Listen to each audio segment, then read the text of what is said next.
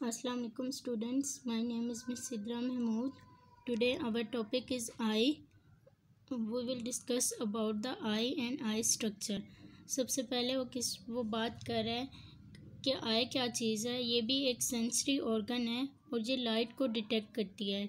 Our eyes detect light. Next, ये दो आंखें हमें बाइनोक्यूलर विजन देती हैं। बाइनोक्यूलर हम कहते हैं दूरबीन के जैसा इमेज हमें प्रोवाइड करती हैं। जब भी हम किसी चीज़ के ऊपर देखते हैं तो उसकी पिक्चर या उसका इमेज हमारी आइज़ में बन जाता है और इस इमेज को नर्व सेल्स जो हैं या हमारी जो नर्व्स हैं वो ब्रेन तक मैसेज लेके जाती हैं और उसके बारे में इंफॉर्मेशन ब्रेन को पहुंचाती हैं, जहां पे हमारा ब्रेन उसकी 3 डायमेंशनल पिक्चर बनाता है और उसके इमेज को करेक्ट करता है। और उसके बाद हमारा ब्रेन एक फंक्शन और भी परफॉर्म करता है। ब्रेन हमें बताता है कि इस ऑब्जेक्ट जिसको वो इंसान देख रहा है उस ऑब्जेक्ट का साइज़ कितना है या वो कितने डिस्टेंस पर वो ऑब्जेक्ट प्रेजेंट है। How much distance from you to the object.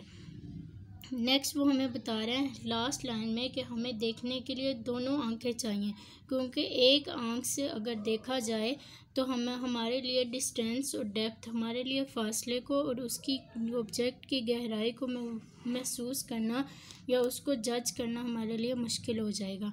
Next हमारा टॉपिक है प्रोटेक्टिंग द आइज़ को प्रोटेक्ट करना। Eyelids cover the eyes. जो हमारी आईलिड्स हैं वो आइज़ को कवर करती हैं। प्रोटेक्ट देम फ्रॉम डैमेज, और उन्हें किसी भी नुकसान से बचाती हैं। आई लैशेज़ हमारी जो हमारी पलकें हैं, आई लैशेज़ वो डस्ट को आँख में आने से रोकती हैं।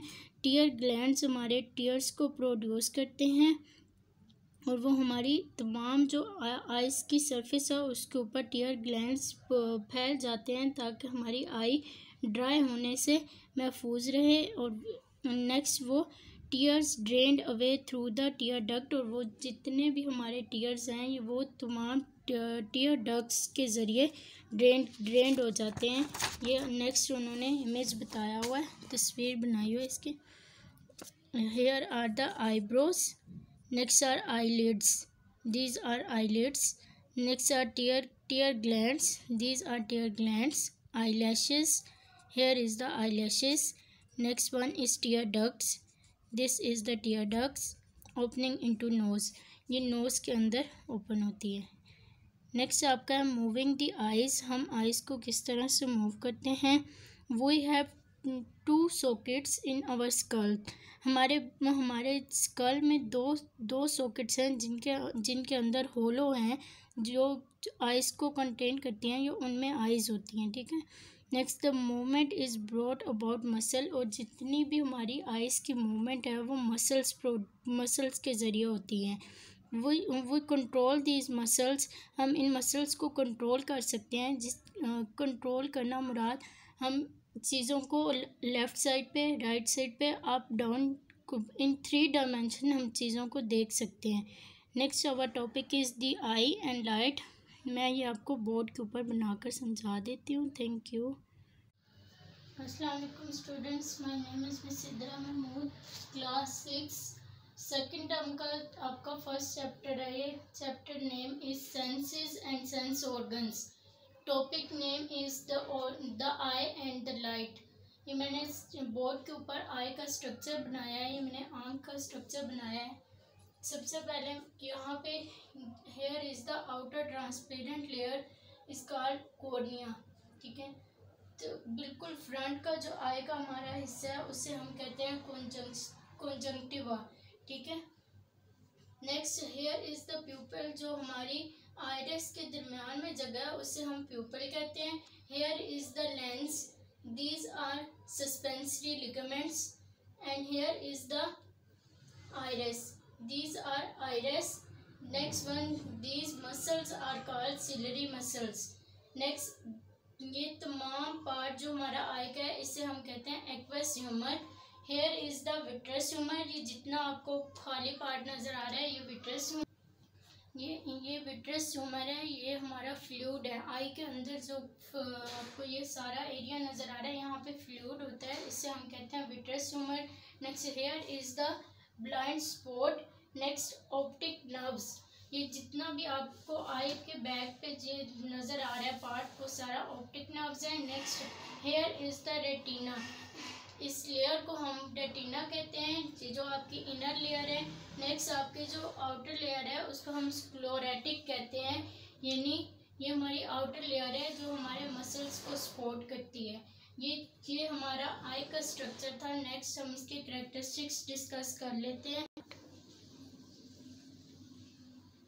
Our first characteristics eye liquid ball 2.5 centimeter in diameter। हमारी एक लिक्विड बॉल है, स्कल के अंदर 2 सॉकेट्स हैं, उन सॉकेट्स के अंदर एक लिक्विड बॉल है जिसको हम आई कहते हैं, और वो 2.5 सेंटीमीटर इन डायामीटर है। ठीक है। नेक्स्ट और कैरेक्टरिस्टिक इस कॉर्निया, बिल्कुल जो हमारी आई का फ्रंट हिस्सा है, जो हमारा फ्रंट पार्ट है, front part of our eye is called cornea and this is transparent layer. Next is the lens behind cornea elastic.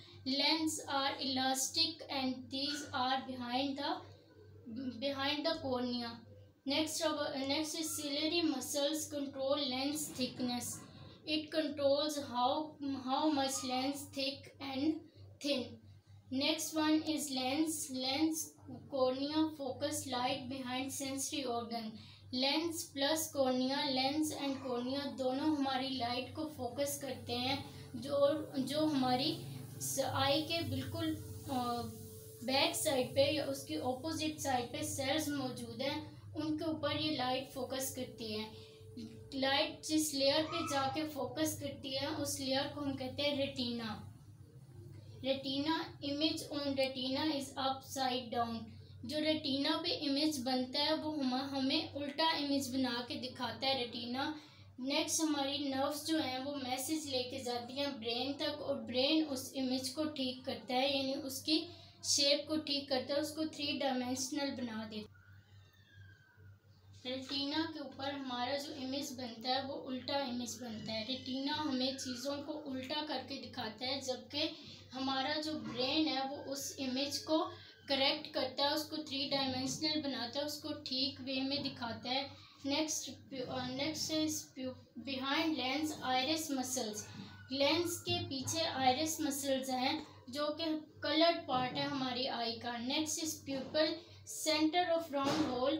Lens के सामने और आइरिस के सेंटर में जो होल है उसको हम प्यूपल कहते हैं। ब्राइट लाइट, जब ब्राइट लाइट होती है तो हमारे आइरिस मसल्स हमारे प्यूपल को कंट्रैक्ट कर देते हैं, उसको स्मॉलर कर देते हैं।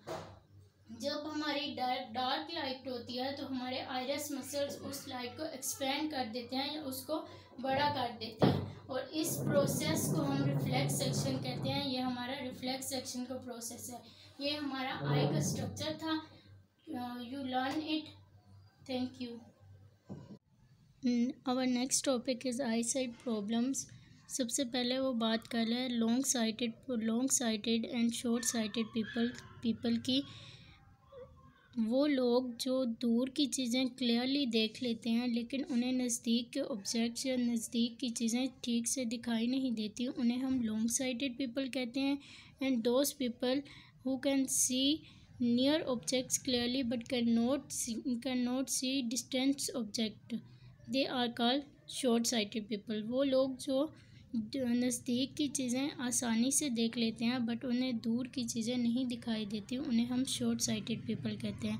Next curing long site. हम लॉन्ग साइटेड पीपल को कैसे ठीक कर सकते हैं। सबसे पहले वो इसकी रीज़न बता रहा है कि इसकी वजह क्या है। Long sight is cause by the eyeball being too short.